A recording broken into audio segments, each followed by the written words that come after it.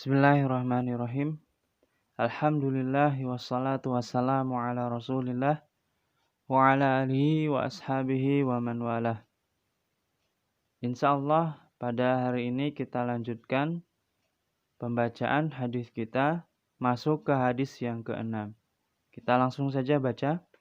An Abi Dzarrin radhiyallahu anhu anin Nabi sallallahu alaihi wasallam فيما روى عن الله تبارك وتعالى أنه قال يا عبادي إني حرمت الظلم على نفسي وجعلته بينكم محرما فلا تظالموا يا عبادي كلكم ضال إلا من هديته فاستهدوني أهدكم يا عبادي kullukum ja'i'un illa man at'amtuhu fastat'imuni ut'imkum ya ibadi kullukum 'arin illa man kasautuhu fastaksuni aksukum ya ibadi innakum tukhti'una bil-laili wan-nahari wa ana aghfiru dzunuba jami'a fastaghfiruni aghfir lakum.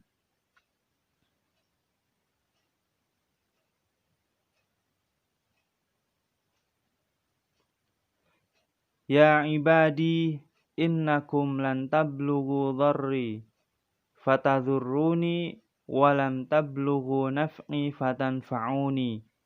Ya ibadi law anna awwalakum wa akhirakum wa insakum wa jinnakum kanu ala atqa qalbi rajulin wahidin minkum ma zada dzalika fi mulki syai'a. Ya ibadi law anna awwalakum wa akhirakum wa insakum wa jinnakum kanu ala afjari qalbi rajulin wahidin ma naqasa dzalika min mulki syai'a.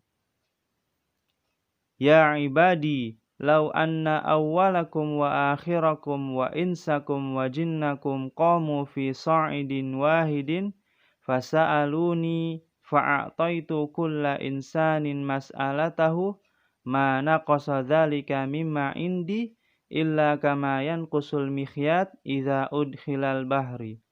Ya ibadi innama hiya a'malukum usiha lakum thumma uwaffikum iyyaha faman wajada khairan falyahmadillah wa man wajada ghaira dzalik fala yalumanna illa nafsah.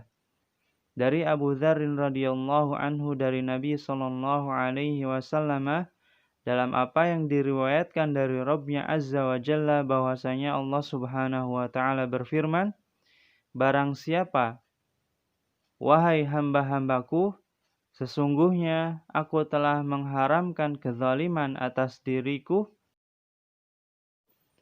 dan aku jadikan kezaliman itu sebagai perkara yang diharamkan di antara kalian. Maka janganlah kalian saling menzalimi. Wahai hamba-hambaku, sesungguhnya kalian semua sesat, kecuali mereka yang aku beri petunjuk. Maka mintalah petunjuk kepadaku, pasti aku beri kamu petunjuk. Wahai hamba-hambaku, sungguhnya kalian semua kelaparan kecuali mereka yang aku beri makan. Maka mintalah makan kepadaku, pasti aku akan beri ia makan. Wahai hamba-hambaku, sesungguhnya kalian semua telanjang, kecuali mereka yang aku beri pakaian. Maka mintalah pakaian kepadaku, pasti aku beri kamu pakaian. Wahai hamba-hambaku, sesungguhnya kalian selalu berbuat salah siang dan malam, dan aku mengampuni semua perbuatan dosa.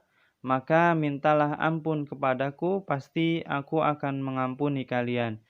Wahai hamba-hambaku, sesungguhnya kalian semua tidak bisa melakukan mudharat, sehingga memberi mudharat kepadaku, dan tidak pula bisa melakukan yang bermanfaat, sehingga bisa memberikan manfaat kepadaku. Wahai hamba-hambaku, sesungguhnya seandainya kalian semua dari yang pertama sampai yang akhir baik dari kalangan manusia dan jin, berada dalam suatu hati yang paling bertakwa, maka itu tidak menambah kerajaanku sedikit pun. Wahai hamba-hambaku, sesungguhnya seandainya kalian semua dari yang pertama sampai yang terakhir, baik dari kalangan manusia dan jin berada dalam satu hati yang paling fajir atau yang paling durhaka, maka itu tidak mengurangi kerajaanku sedikit pun.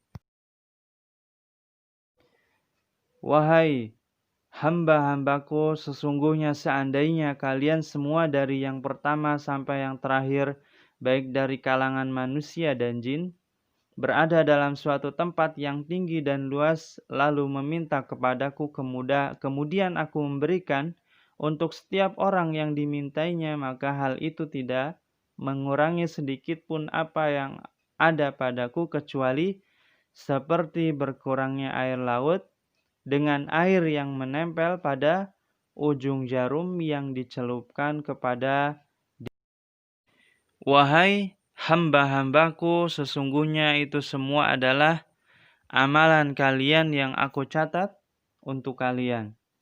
Kemudian aku sempurnakan balasannya untuk kalian, maka barang siapa yang mendapatkan kebaikan, hendaknya dia bersyukur kepada Allah, dan barang siapa yang mendapatkan selainnya, maka janganlah dia mencela siapapun kecuali dirinya sendiri. Hadis riwayat Muslim. Kemudian kita masuk ke faidah di dalam hadis yang telah kita baca. Dalam hadis ini menjelaskan tentang bahwasanya kezaliman itu ada dua jenis. Ya. Yang pertama adalah kezaliman seorang hamba kepada dirinya sendiri. Seperti ia menyekutukan Allah Subhanahu wa ta'ala. Ya, dan ini merupakan contoh yang paling besar. Nah, ini dia zalim kepada dirinya sendiri. Kemudian yang kedua adalah kezaliman seorang hamba kepada hamba yang lain. Ya, seperti memukul, mencaci maki, atau yang lainnya. Kemudian faidah yang kedua adalah diharamkannya kezaliman di antara manusia. Yang ketiga, pensucian Allah Subhanahu wa ta'ala atas dirinya dari kezaliman karena kesempurnaan keadilannya. Yang keempat, kesempurnaan ketidakbutuhan Allah terhadap semua makhluknya. Maka Allah tidak membutuhkan ketaatan mereka, tidak pula kemaksiatan mereka. Dan itu tidak akan membahayakan Allah Subhanahu wa ta'ala. Yang kelima, tidak menambah kekuasaan Allah, ketaatan makhluknya, dan tidak pula mengurangi kekuasaan Allah, kemaksiatan hamba-hambanya. Yang keenam adalah hamba tidak akan mampu memberikan manfaat dan mudarat terhadap seseorang, akan tetapi Allah lah yang memberi manfaat dan mudarat itu kepada seorang hamba.